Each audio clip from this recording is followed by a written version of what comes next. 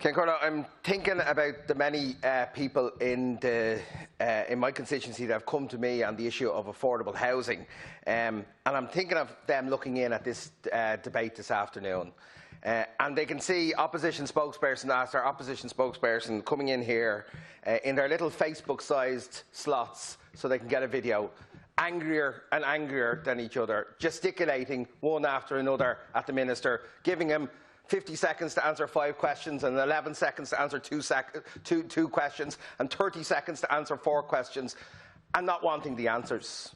Well, Minister, the people who do want the answers are the people in my constituency who want affordable housing. And the people who want the answers are councillors around the country who want the tools to be able to vote yes for schemes when their officials put them before the House. So you haven't had the time to answer the questions because you haven't been given the time. So let me say to Deputy O'Reilly, who asked you where the houses were 6 months after your first term, I imagine if you had started building it yourself when you were elected, you wouldn't have got it completed by now. But let me tell her what you've done.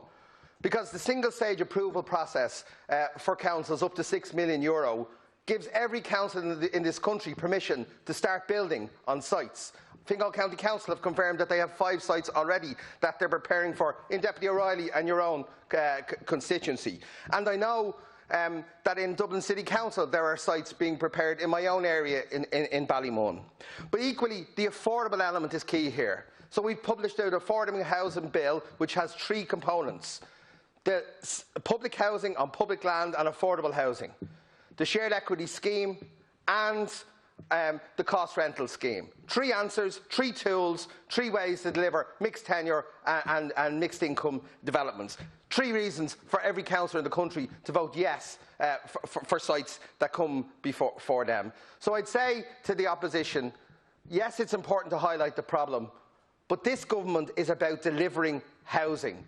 This government is in this business for one reason only. It's not to line a developer's pocket. It's not to increase the share price of a construction company. That's not why I'm in politics. It's not why Deputy Murnane O'Connor or Deputy Devlin or Deputy O'Flaherty or Minister O'Brien's in office. We're in office to build homes for people who contact us who need to live in those homes. We're going to do it, and we're going to give people the answers that they've been looking for more than 10 years.